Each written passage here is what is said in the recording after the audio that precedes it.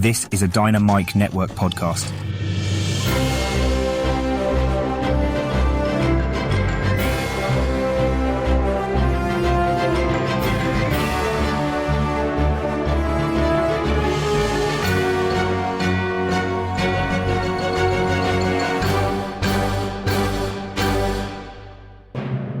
Hi, welcome to the Dynamic Duel podcast, a weekly show where we review superhero films and debate the superiority between Marvel and DC by comparing their characters in stat-based battle simulations. I'm Johnny DC. And I'm his twin brother, Marvelous Joe. And in this episode, we're doing a duel between two evil Superman-type characters from alternate dimensions, Ultraman against Hyperion. Hyperion's not evil. What are you talking about? Wasn't he like a bad guy for a while? No, he's misguided sometimes. We'll just say that. But he's a hero. Pretty sure in Supreme Power he was bad. That wasn't even Marvel continuity. That was Marvel Max. Okay. Anyway, Hyperion's a good guy, and he's gonna beat the shit out of Ultraman. That's all you need to know. And all you need to know is I got nothing. I'll think of something later on in this episode. Before that, we're going to break down the comic book movie news from the past week, of which we have some casting news. Millie Alcock has been cast as Supergirl in the DC universe, and Geraldine, Viswanathan, and Louis Pullman have been cast in the MCU's Thunderbolts. As always, we list our segment times in our episode description, so feel free to check out the show notes if you want to skip ahead to a particular topic. Our artificially intelligent duel simulator, AJ9K, has a quick message for our listeners, so listen up. Why, hello there. Do you love listening and chatting about Marvel and DC? Then become a part of the Dynamic Duel community on Patreon, where you can choose from 3 tiers. The Dynamic 2.0 tier lets you listen to this podcast without ads and gives you access to its Discord chat group, where you can chat with Johnny DC and Marvelous Joe. The Fantastic 4 tier gives you that and more with 2 bonus episodes each month, including bloopers and top 10 shows where Johnny and Joe count down your favourite Marvel and DC subjects. The X-Force tier makes you an executive producer of Dynamic Duel, where every month you help the host choose what to review and who to fight against each other. And finally, the Dynamite Podcast Network tier allows aspiring podcasters to create their own battle-focused show using this Monte Carlo simulator. Johnny and Joe will help you develop your show, provide graphic support and consultation, and get you simulation results to announce on your show. Pitch the twins your show via email at dynamicduelpodcast@gmail.com or by reaching out to them on social media. Check it out at patreon.com/dynamicduel. Pip pip cheerio. Thanks, AJ9K, and thanks to everyone who supports the podcast. Guys, be sure to tune into the Max Destruction podcast, which is part of the Dynamite Podcast Network, which pits your favorite action heroes from film and television against each other. This week, hosts Ken and Scotty are going to find out who would win in a fight between RoboCop and Wolf Cop. And on the Senjo World podcast, host Zachary Hepburn speculates on fights between your favorite anime characters. This week, we'll find out who would win between Fire Force's Takehisa Hinawa versus Blue Exorcist's Yukio Okumura. And on the Console Combat podcast, hosts John and Dean find out who would win in fights between your favorite video game characters. In yesterday's episode, they continued into round 3 of their tournament, speculating on who would win between Assassin's Creed's Ezio Auditore versus Sonic the Hedgehog's Tails, and Metal Gear's Revolver Ocelot versus Mortal Kombat's Scorpion. Visit dynamicpodcasts.com or click the link in our show notes to listen to all of the shows in the Dynamite Podcast Network. But with that out of the way, quick to the No Prize. A No Prize is an award Marvel used to give out to fans. Our version, the Dynamic Duel No Prize, is a digital award we post on Instagram for the person that we feel gave the best answer to our question of the week. Last week we asked, who is your favorite villain from a Marvel or DC television series and why? And this is coming off the news that Wilson Bethel will be returning as Bullseye in the Daredevil Born Again Disney Plus series next year. We got quite a few answers, so let's break down the honorable mentions before revealing this week's No Prize winner.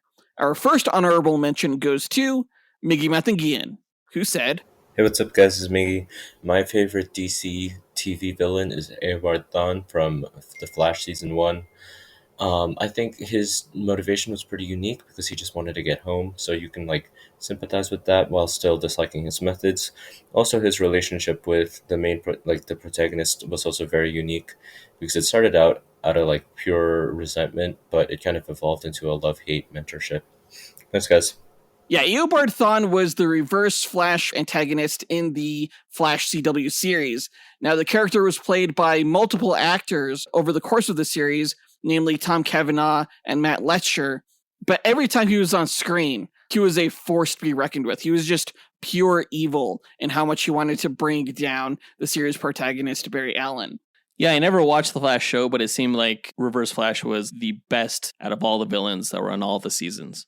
Yeah, I didn't watch the whole thing, but I did watch like the final battle of the final episode, and that was pretty cool. It was really cool to see the Reverse Flash and all the other speedsters that the Flash had gone up against throughout the series in that episode. Great answer, Miggy. Our next honorable mention goes to Travis Herndon, who said, Hey guys, Travis here. So my answer would have to be Bushmaster from Luke Cage Season 2. I think he was an amazing villain, had a tragic backstory, an interesting power set. I really love him as an antagonist and a villain, and seeing that fight between him and Luke Cage was cool, as well as them teaming up. Really makes me wish that, he could have stayed as sort of a new partner for Luke Cage in Season 3, but hey, what do we do? Yeah, Bushmaster in season 2 of Luke Cage was incredible. He had a great backstory, and he was quite the formidable challenge for Luke Cage. Like, he totally whipped his ass early on in that season, and then, Luke Cage had to grow as a character in order to finally face him again. The Luke Cage television show had some great villains across its 2-season run. Like, in the first season, you had Cottonmouth and Black Mariah, although you also had Diamondback, which really sucked. But like season 2 had no such villain problem because Bushmaster was just phenomenal. And Black Mariah was phenomenal too. Yeah, Luke Cage season 2 is like one of the most underrated, I think, seasons of superhero television in existence. I feel like not enough people saw that, and it was really good. In part thanks to Bushmaster. Fantastic villain. Great answer, Travis. Our next honorable mention goes to Judson Batty, who said, Hi guys, Judson Batty here. I think that the best villain from a Marvel or DC project or show is Deathstroke from Arrow Season 2. He was played incredibly well with subtleties that made the performance never get boring. He was recognisable as the character from the comics and made a hero as selfless as Green Arrow fear his own life, not just that of those around him, which is quite an impressive feat. Yeah, Deathstroke has been the villain of a number of television seasons, including like Titans Season 2, but he was never more frightening and more effectively used than in Arrow Season 2. The fact that you set up this character of Slade as being an ally of the main character, Oliver Queen, throughout Season 1, only to see that relationship deteriorate in the Season 2 flashbacks and just see the consequences of everything that happened on the island in the present day. It was terrifying. He was like a great monster movie character, almost like Michael Myers or something like that, but like smart and just deadly and fast. Really wicked, really awesome, fantastic answer. We want to give a quick shout out to Colby Henches and Scott Camacho for taking the time to visit our website and leave their answers as well. But the winner of this week's No Prize is Alex Fowler, who said, What is up, gentlemen? This is Alex Fowler. Huge fan, been listening for a long time.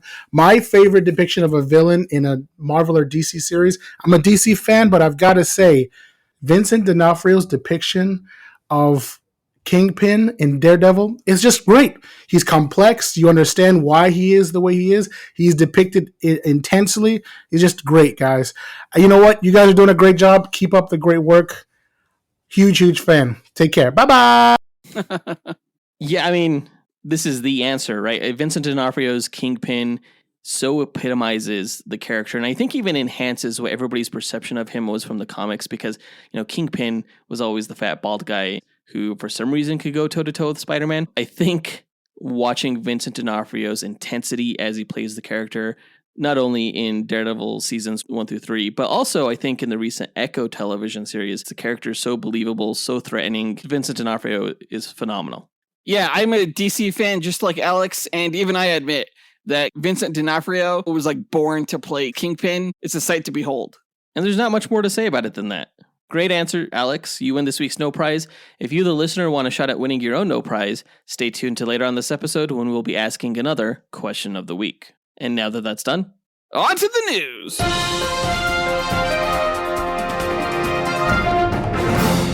Okay, so a few weeks ago, we learned that the finalists for the casting of Laura Zor-El, aka Supergirl, in James Gunn's DC Cinematic Universe was down to Meg Donnelly from some Disney zombie TV show and Millie Alcock from HBO's House of the Dragon.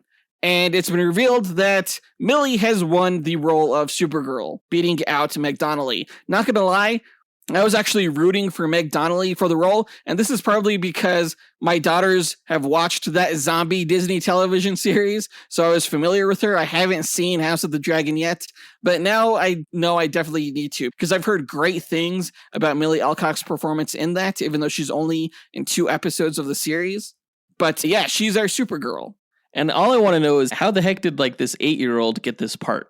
Right, not gonna lie, that was my first reaction too. Apparently, though, she's 23 years old. She looks 12, but she's 23.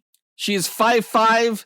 I've seen some fan art, some better than others, where she looks fairly decent as the character. Not as good as Meg Donnelly, but I'm not going to hold that against her because, again, she's supposedly a fantastic actress. And I like the fact that James Gunn would choose the better actress over the more comics-accurate depiction, I guess you could say.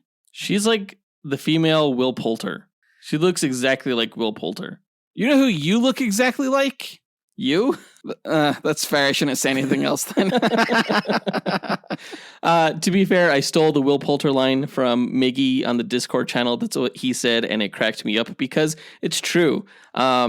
She just does not look like Supergirl to me, and I'm really thinking that we may need to realign our expectations for this role. She may not look like Supergirl, but she may act like Supergirl. And according to, some of the scans I've seen from the Woman of Tomorrow trade paperback, the character is a total badass. Oh, yeah. Yeah. Supergirl in that comic series is a very hard-edged character. And maybe Millie Alcock has that hard edge to her that the other actresses did not. Ultimately, she's the lead in a film that is probably going to be really, really expensive to make. So I hope they put their chips in the right hand. But I'm optimistic because so far the rest of the other casting in the DCU has been spot on. Yeah, Millie Alcock might be all 5'5" and look like she's a teenager, but I will also admit that she also looks feisty and like she could kick some ass if she needs to. So we've recently seen Supergirl in quite a few projects as of late, including the Supergirl television series and the Flash movie. So Millie Alcock has some big shoes to fill, and that brings us to our question of the week. Who has been your favorite Supergirl actress across film and television, and why? Record your answer at dynamicduel.com by clicking on the red microphone button in the bottom right-hand corner of the screen, which will prompt you to leave us a voicemail. Your message could be up to 30 seconds long, and don't forget to leave your name in case we include you on the podcast. We'll pick our favorite answer and award that person a Dynamic Duel No Prize that we'll post to Instagram. Be sure to answer before February 10th. In Marvel news, we learned this past week that the Thunderbolts has cast 2 new roles in the film, including Geraldine Viswanathan. We're not quite sure who she's playing yet, but it appears that Lewis Pullman has nabbed the role of Robert Reynolds, aka the Sentry, taking over the spot that was left behind by Stephen Yeun. Now, Lewis Pullman is an actor that I'm not too familiar with other than his parentage. He is the son of Bill Pullman, who we all know as the badass president from Independence Day, and also While You Were Sleeping, and a bunch of other great stuff. Bill Pullman's a great actor. His son, I'm hoping, is great as well. He was in Top Gun Maverick, and he was also in Bad Times at the El Royale, and recently Lessons in Chemistry with Brie Larson. I saw parts of all 3 of those, and I don't remember him. Well, you're going to remember him now that he's playing the Sentry. He looks the part. He looks the part of Bob Reynolds, I should say. Maybe not necessarily the Sentry. It will be interesting to see him bulked out with golden flowing hair and stuff like that. But, he has time to bulk up if he needs to. I don't know if they're going to go for the drug addict Rob Reynolds look or the totally shredded Sentry, but we'll see. Whatever actor was going to play the Sentry needed to convincingly convey both a light and a dark side. Considering the Sentry's dark shadow self is the Void. So it's really a dual role here. Do we know what character Geraldine Viswanathan is going to play? No, but she did replace Ayo Edabiri, who had to depart the project due to scheduling issues, just like Stephen Yeun. Cool. This is like the most boring casting announcement ever. It's like a whole bunch of people we don't know playing roles that we aren't sure about. What are you talking about? We know who the Sentry is. Yeah, but I mean, the Sentry is not that cool. Do you want to die? I mean, we all die someday. Sentry is badass. You don't know what you're talking about. And I think this is pretty interesting news. I'm looking forward to seeing how Louis Pullman plays the character. You know what we need? We need like some fucking costume tests. Like we're getting casting news without costume tests. I want to see these people in the roles. Kevin Feige and James Gunn. Come on. Well, maybe we'll get some news at this year's San Diego Comic-Con. I bet this year's Comic-Con is going to be so cool. Like, I'm looking forward to it more than I have in a long time. It's because there's only a few movies coming out this year, so there's a lot more to look forward to in the coming years than there is this year. Yeah, the sooner we get through this year, the better. Man, for real. Let's just fast forward 2024. Let's just have a ton of fun, because time flies, apparently. No, I'm looking forward to Deadpool 3. Better be lots of fun. It will be. We all know it will be.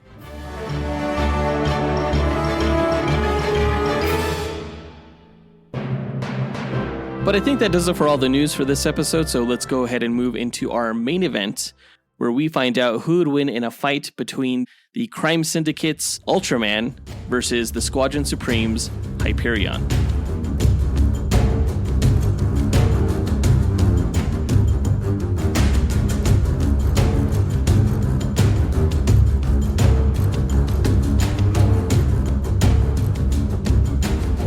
All right, Ultraman versus Hyperion. Ultraman, of course, is the evil Earth 3 counterpart to Superman, and Hyperion is the Superman, one of many Superman counterparts in Marvel. You got Hyperion, you've got Gladiator, you've got the Sentry, you've got a whole bunch of people because Marvel's a big ripoff company. I mean, not really, though, if you think about it. I just did, and I just revealed that was true. Now, Hyperion is cool. He's the leader of the Squadron Supreme, who is a team that had a fantastic run in the mid-1980s, even before Watchmen came out, that really started to break down and deconstruct the superhero mythos. And really what Marvel was doing was they were trying to tell the story using these DC character archetypes to explore what would it be like if they were more authoritarian and really do things that DC couldn't really do with their IP at the time. And really, it was a huge influence, I think, to Alan Moore's Watchmen, who told a similar story, but those characters were more analogs to the Charlton characters, but fantastic stories. You know, I knew about the Squadron Supreme legacy as being something like that. I didn't realize it came before Watchmen, though. I'll have to read it. It's good. It's really good. I'll definitely go into major spoilers about that story within my Hyperion background, but I hope it'll convince a lot of people to check it out. Now, there's several versions of Hyperion, right? Correct. Yeah. So there was the original Hyperion from the Squadron Supreme. There was Hyperion from Squadron Sinister, which was an evil doppelganger version of Squadron Supreme. Then there was also Supreme Powers Hyperion, which was a line in the Marvel Max imprint. And then two other Hyperions found their way to the Marvel primary 616 universe. I don't think we've mentioned this yet, but this is actually a multiversal duel. That's the whole reason why we're doing this. Oh, yes. So, of course, Ultraman was in the recent Justice League Crisis on Infinite Earths Part 1 animated film. We were supposed to review that after Echo, so this is a tie into that. But also, you know, between Crisis on Infinite Earths and Madam Web, we were looking to do these multiversal duels. So this is one of them. Yeah, we've done several multiversal duels over the course of this show, including Batman Beyond versus Spider-Man 2099, Cosmic Ghost Rider versus the Batman Who Laughs, and we've done Kingdom Come Superman versus Maestro. So it's always neat to explore these universes outside of the primary Marvel and DC continuity. Yeah, and we'll do so in the characters' backstories. Before that, let's go to our sentient duel simulator, Alfred Jarvis 9000. AJ9K, tell our listeners how you go about determining a winner in our duel matchups. Yes, of course, sir. The way I determine a winner between the contestants is by running 1,000 Monte Carlo simulations using the character's statistics. A Monte Carlo simulation is a probabilistic model used to determine outcomes through random sampling. In this case, I randomized the statistics along a normal distribution as a way to simulate the many variables that can occur during battle. The stat parameters are based on the official Marvel power grid from which the DC characters' statistics are extrapolated. Additional stat categories are included such as range, damage potential, versatility and perception in order to create a more detailed and accurate simulation. The results of the 1,000 simulations provide a percentage of wins for each character. The contestant with the higher percentage is declared the victor, as they have a higher probability to win any given battle. In an equitable pairing, neither character should win 100% of the matches. The comic book stories have shown that there's even a way for Batman to defeat Superman, so the confidence rate of my method falls in line with the precedents that have been established in the source material. My mathematical simulations are without subjectivity or bias. Feats are not the sole consideration, nor are fan votes tabulated for determination of the winner. Thanks, AJ9K. Before we run the simulations, though, we like to break down each character's histories and abilities before improvising a scenario on how we imagine one of the 1,000 simulations would play out beat for beat. And I believe it's my turn to go first with the Marvel backstory, so let me go ahead and tell you all about Hyperion. Beyond the Earth 616 mainstream Marvel universe, an adjacent reality known as Earth 712 was the home of a team of superheroes called the Squadron Supreme. The team was led by a hero named Hyperion, who was the last surviving member of a race of Eternals whose planet had died. Sent to live on Earth as a baby, Hyperion was raised by a loving family who named him Mark Milton and instilled a strong moral code. Growing up as the hero Hyperion, he moved to Cosmopolis, where he worked at a newspaper as a cartoonist and fell in love with reporter Lonnie Latimer. During his career as a superhero, he befriended fellow adventurer Nighthawk, aka Batman, and the two joined forces with Power Princess, aka Wonder Woman, Amphibian, aka Aquaman, the Blur, aka Flash, Dr. Spectrum, aka Green Lantern, and the Skrull hero Skymax, aka Martian Manhunter, to form the Squadron Supreme. Together, they were the world's finest protectors, rising to fight and defeat any threat to planet Earth. In one adventure, the Elder of the Universe known as the Grandmaster created an evil duplicate of the team and called it the Squadron Sinister. In a cosmic wager against a variant of the villain King the Conqueror, the Grandmaster pit the Squadron Sinister against Earth 616's Avengers in a contest of champions. The Avengers won the battle, like, super easily, mind you. Bullshit! And though the Grandmaster and King's bet was over, the Avengers later found themselves accidentally transported to Earth 712, where they met the Squadron Supreme. After a brief misunderstanding where they confused them for the Squadron Sinister, the two teams eventually joined forces to defeat a mutant villain named Brainchild, before the Avengers returned to their home reality. Later, the Squadron became mind-controlled by an evil entity known as Overmind, and the team ravaged the United States into an apocalyptic state. However, Earth 616 Defenders team were able to travel to their dimension and free the Squadron and combine their might to defeat Overmind. The Defenders then returned to their home reality, but Earth 712's America was left in chaos. You can learn more about King the Conqueror and his duel against Professor Zoom, more about the Avengers and their duel against the Justice League, and more about the Defenders and their duel against the Suicide Squad.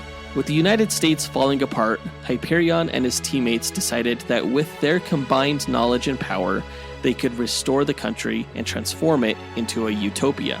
The team declared martial law and usurped the US government, implementing a series of sweeping changes that included a behavior modification program to inhibit the criminal instincts of prison inmates. They also destroyed all firearms and replaced them with personal force field devices, and developed medical cryogenic technology to preserve those who were near death until such time they could be restored to health. Though the Squadron's reforms successfully turned the planet into a paradise without crime, poverty, and sickness, their new system of order was not without its setbacks.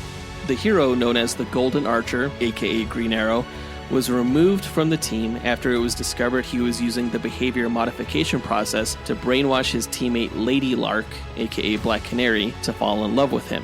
Nuke, aka Firestorm, went on a crazed rampage after learning the radiation from his body had killed his parents, forcing the Squadron to kill him. Several members left the squadron after becoming disgusted with its methods, including Amphibian and Nighthawk, the latter of whom created his own team of heroes and former villains called the Redeemers, who would rise to oppose the squadron. The two groups clashed in a brutal fight in which several members on each side were killed. When Hyperion saw Nighthawk perish in the battle, he became horrified at what was happening and realized that his late friend was right. That although their intentions were good, the Squadron Supreme had become dictators in a totalitarian state of their own creation. They surrendered control of the US back to the government and the team disbanded. Shortly after, Hyperion recruited the remaining members of the squadron to save Earth 712 from the Nth Man, aka Phantom Stranger, who was inadvertently nullifying dimensions he was traveling through. Several members of the squadron died trying to stop him, though they ultimately were successful. Hyperion, however, ended up stranded alongside several other squadron members in the Earth 616 reality for a time, where he ended up occasionally partnering with the Avengers. Eventually, Hyperion and his fellow teammates found a way back to their home reality, where they found that in the absence of the squadron, the world governments had formed a global directorate that were using the technology of the squadron's old Utopia project for themselves. The founding members of the Squadron Supreme banded together once again, along with the son of the original Nighthawk and a team of dimension-hopping heroes called the Exiles. Together, they battled and defeated the Global Directorate, returning freedom to the world and allowing society to progress democratically and without superhuman involvement. Unfortunately, all of Earth 712 came to an end, however, when realities in the Marvel multiverse began colliding and destroying each other in a series of cataclysmic incursions. Hyperion became his universe's only survivor, floating in the void left where his dimension was destroyed. There, he was discovered by AIM scientists from Earth 616 who held him in captivity until he was rescued by the Avengers and joined their ranks for a time as they tried to stop the incursions. After the events of the Secret Wars that rebuilt the multiverse, Hyperion formed a new Squadron Supreme composed of heroes who had also survived their own universe's destruction. And that's his backstory. Powers-wise, Hyperion has the physiology of an Eternal, capable of absorbing cosmic radiation and channeling it like a nuclear reactor for a variety of effects. This includes vastly enhanced durability and strength, able to lift well in excess of 100 tons. He can fly and move at hypersonic speeds, and has superhuman senses including hearing, smell, and sight, able to see in all wavelengths of the electromagnetic spectrum like infrared and X-rays. He can also fire beams of intense radiation from his eyes called atomic vision. In addition to his physical attributes, he is a capable leader and an experienced combatant. He has only one weakness, and that is to Argonite, a substance native to his birth planet. Which is named Argon? It's never named, actually. I guess you could assume that his birth planet was Argon or Argo.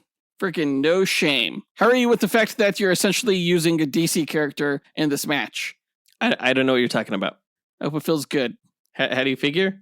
Because Hyperion's basically a DC character. I don't see it. Cosmopolis, Argonite, Atomic Vision. You totally lost me, man. All right. Well, let me move on to Ultraman. Within the DC multiverse, there exists a universe that is a dark reflection of DC's Prime universe, in which heroes became villains and villains became heroes. In this universe, the planet Krypton never exploded, though for reasons unknown, the infant son of the Kryptonian criminal Geraldine was rocketed from the planet to Earth, encountering kryptonite adrift in space along the way, which empowered the infant in this universe rather than weakening him. Gaining new powers each time he encountered the smallest fragment of kryptonite, the Kryptonian grew to become a superpowered despot known as Ultraman. During his conquest and destruction, he encountered 4 other powerful and tyrannical beings, Owlman, Superwoman, Power Ring, and Johnny Quick, and together they joined to form the Crime Syndicate of America. Able to overpower any resistance, the Crime Syndicate conquered most of the world, with Ultraman gaining new powers every time they encountered new stashes of kryptonite on Earth. Eventually, Ultraman gained a new type of supervision that allowed him to see into other universes, setting his sights on Earths 1 and 2, the home dimensions of the Justice League and Justice Society, respectively. You can learn more about the Justice League and Justice Society in their Team Duel episodes against the Avengers and Fantastic Four. Eager to test the strength of the crime syndicate against the champions from these other worlds, Ultraman and his allies nonetheless proved themselves incapable of overpowering the combined might of the heroes from Earths 1 and 2. Ultraman himself fell after the heroes of Earth 1 exposed him to a chunk of kryptonite so large his body went into a paralytic shock after the acquisition of so many new powers, which eventually wore off. Ultraman and the Crime Syndicate were imprisoned by Green Lantern in an interdimensional prison between universes, though they eventually escaped and Ultraman was rescued by Lex Luthor and Alexei Luthor of Earths 1 and 2 in order to kill the Supermen of their worlds. With the help of Alexander Luthor Sr. of Earth 3, a hero, the Supermen were able to defeat and imprison the evil Luthors and Ultraman once again. Eventually, a wave of antimatter tore through the DC multiverse, destroying entire universes. Though the Crime Syndicate teamed up with Alexander Luthor Sr. and other heroes of Earth 3, nothing they did was able to stop the wave. Resigned to fight to the very end, Ultraman charged the oncoming wave at full force and was instantly erased from existence, just before the rest of his universe also vanished. After the Crisis on Infinite Earths event concluded with the destruction of the multiverse and the creation of a single universe, the villain Psycho Pirate revealed years later the ability to psychically manifest any being from the former multiverse from his mask, known as the Medusa Mask, which was revealed to contain Ultraman.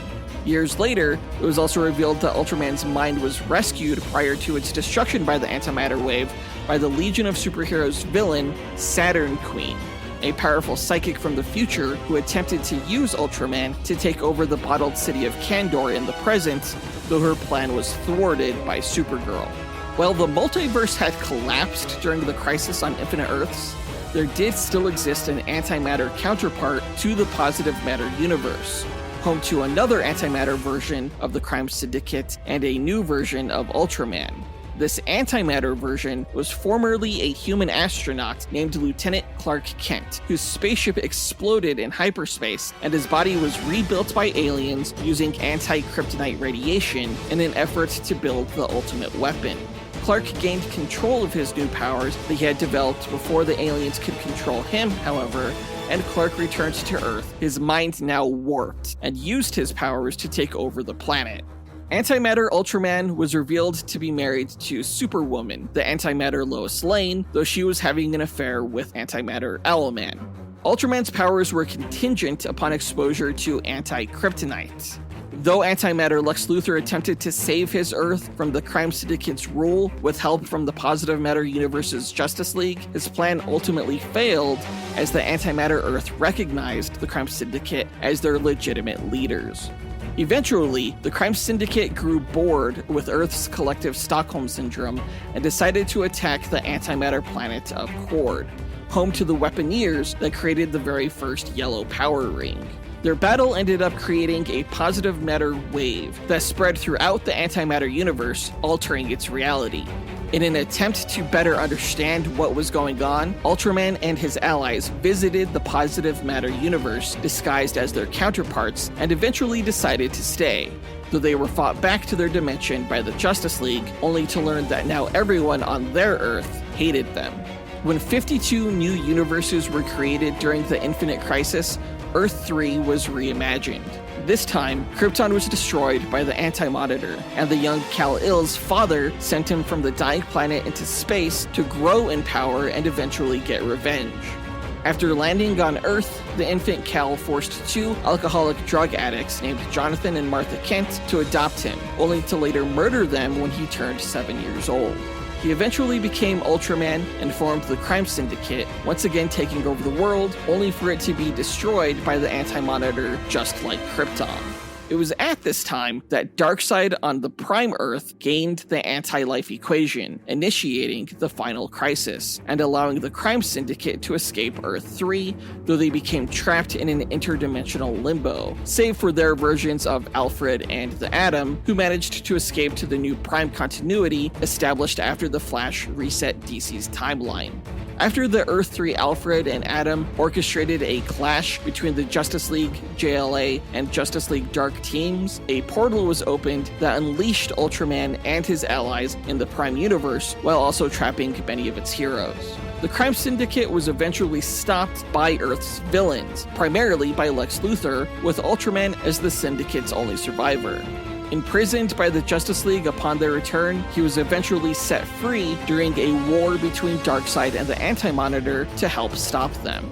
Ultraman put up his best fight against the Anti-Monitor, but was easily killed by him in an antimatter energy blast.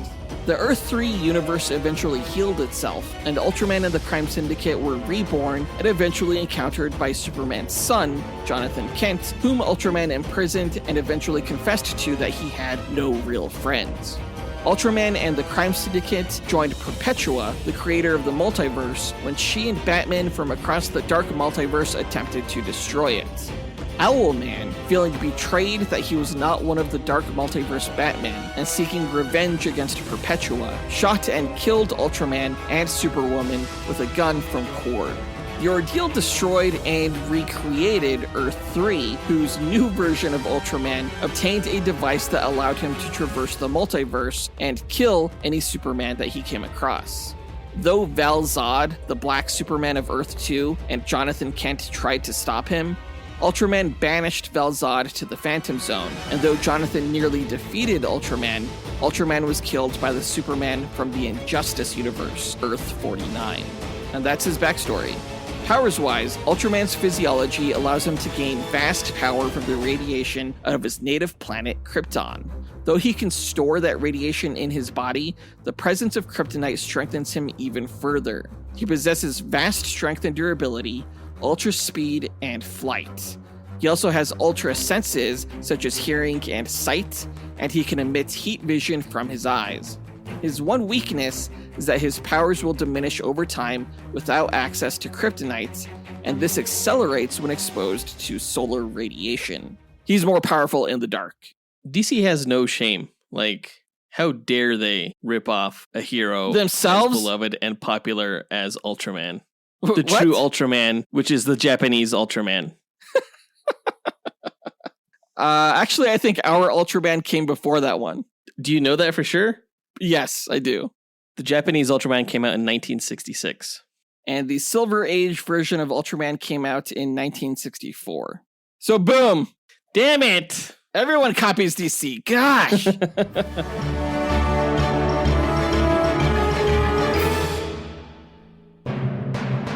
But now that we've got their histories and abilities out of the way, let's speculate on how one of the 1,000 simulated matches will go.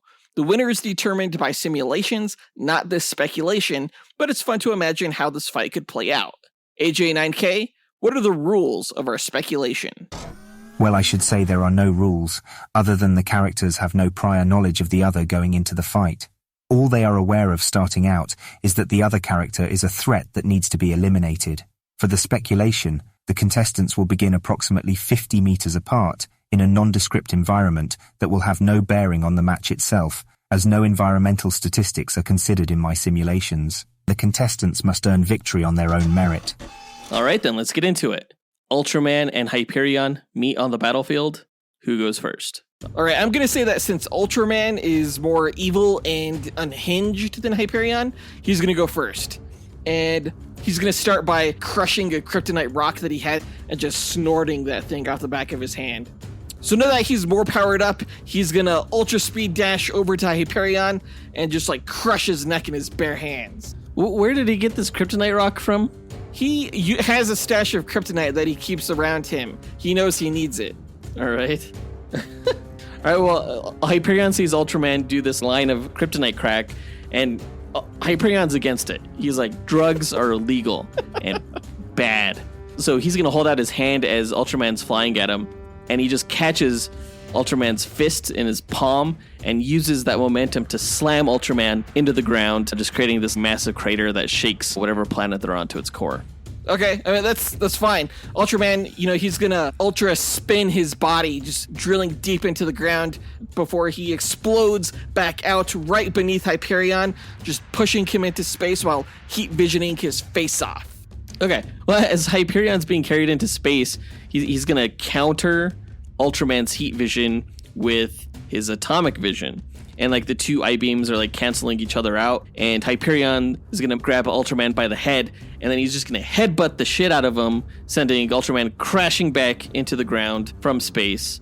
And then Hyperion, with his eyes still glowing, he's going to fly down and slam into Ultraman with this badass superhero landing pose. Except that Ultraman sees Hyperion speeding down toward him, and he's going to use his Ultra Breath to freeze Hyperion, causing him to just shatter once he hits the ground. So now there's blood and ice everywhere. Yeah, Ultraman's blood. What? Because he just got freaking decimated by a Hyperion ice missile. Like, ice isn't really going to hurt Hyperion. Like, he wouldn't freeze through that fast, considering his body is built like a nuclear reactor. Fine. I guess Ultraman, has the wind knocked out of him or something. He could withstand nuclear bombs. Okay, all right. So while Ultraman is winded, Hyperion yanks him by the cape and swings him around and around and around, choking Ultraman by his collar. And then Hyperion lets go of the cape, tossing him like a hammer throw and sending Ultraman crashing right into a nearby moon. A moon? Okay. So Ultraman, he's gonna grab that moon and just hurl it right back down toward Hyperion, just annihilating him and the planet he's on. Is he strong enough to do that? Yeah, actually, Ultraman had to move the moon between the sun and the Earth so that the Earth was in a constant state of eclipse, and so he wouldn't be degraded power-wise. Oh, interesting. Okay, well, Hyperion sees that this moon is going to crash down onto him.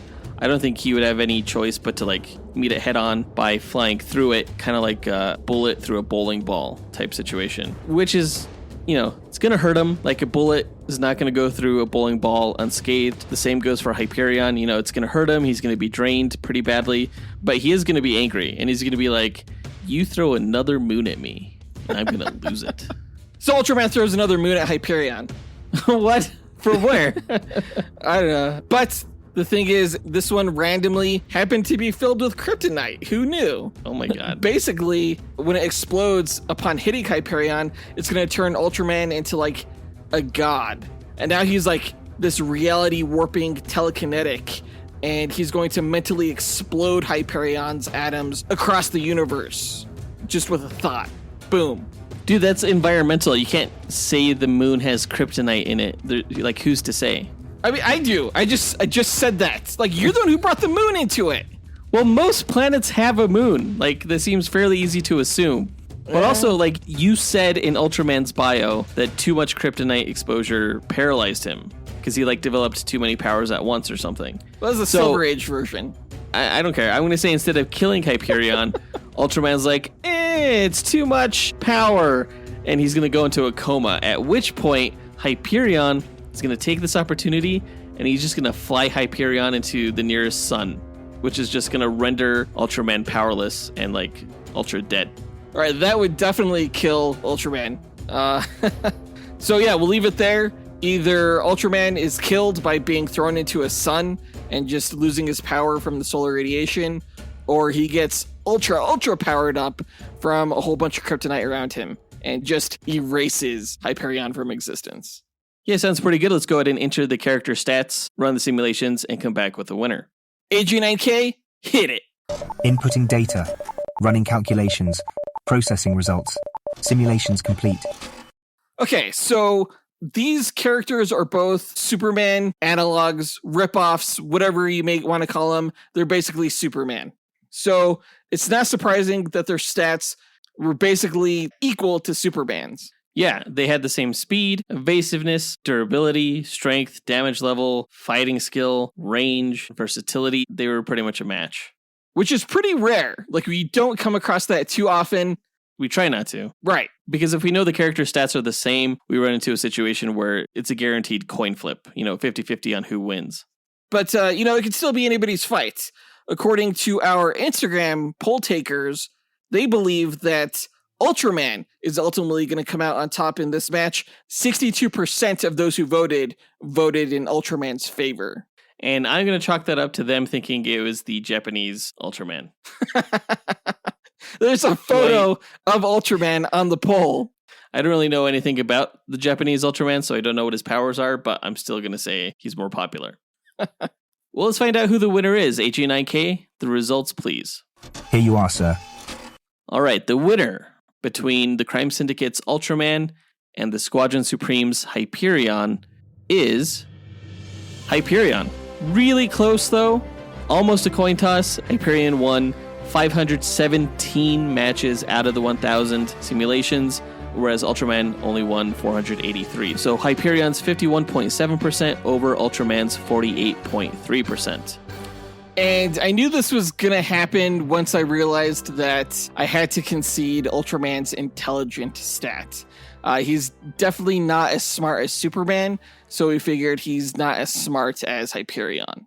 Yeah, Hyperion's not the sharpest tool in the shed. You know, he was the one who thought that it would be a good idea to essentially become a dictator over an authoritarian state. But he's also not so stupid to think that he can punch an antimatter wave and have that be okay. Yeah, that was kind of humorous when I read that. So, I mean, I guess I can't be too bummed. The good guy won, even if it is a Marvel guy. Still a ripoff, though. Essentially, you could say Superman wins in the end in this match. No, Hyperion would beat him too. What? No, he loses just on originality points alone. Like, that needs to be a new stat. Originality. DC's gonna top out Marvel every time in that stat. As we've said many times on the show, it's not about who does it first, it's about who does it better. And if there was a quality stat, Marvel would be higher because their characters are just better. So it would even out. If you're arguing that Hyperion quality is better than Superman, yes, I'm gonna fuck you up. Next time I see you, when's the next family dinner? Be prepared. I'm not afraid of you. Well, I guess that does it for this duel. Let us know what you thought about the results by writing to us at dynamicduelpodcast@gmail.com or by visiting us on Instagram, which you could find a link to in our show notes, or by visiting our website at dynamicduel.com. And on our site, you could also find a link to our Patreon page where you could join our Dynamic 2.0 tier and chat with us and fellow listeners, our Fantastic 4 tier, which gets you bonus content each month, our X-Force tier that makes you an executive producer of this podcast, or our newest tier that lets you join our Dynamite Podcast Network. Please don't forget to rate the show on Apple Podcasts, Spotify, Podchaser, or on our website. Next week's episode is going to be another duel, another multiversal duel, where we pit two characters outside of the main Marvel and DC continuity against each other. This time we're going to find out who would win in a fight between Rocket, who is the sidekick to Icon. Yeah, from Milestone Comics. Versus Spider-Gwen, who everybody knows is a popular spider-themed multiversal character. And of course, that episode is in lead up to Madam Web, which we'll be reviewing the week after. But that does it for this episode. We want to give a big thanks to our executive producers, Ken Johnson, John Starosky, Zachary Hepburn, Dustyn Balcom, Miggy Matanguihan, Brandon Estergard, Nathaniel Wagner, Levi Yeaton, Nick Abanto, Austin Wesolowski, AJ Dunkerley, Scott Camacho, Adam Speas, Andrew Schunk, and Dean Molesky for helping make this podcast possible. And we'll talk to you guys next week. Up and away! True believers. Watch me lean and watch me rock, Superman that hoe.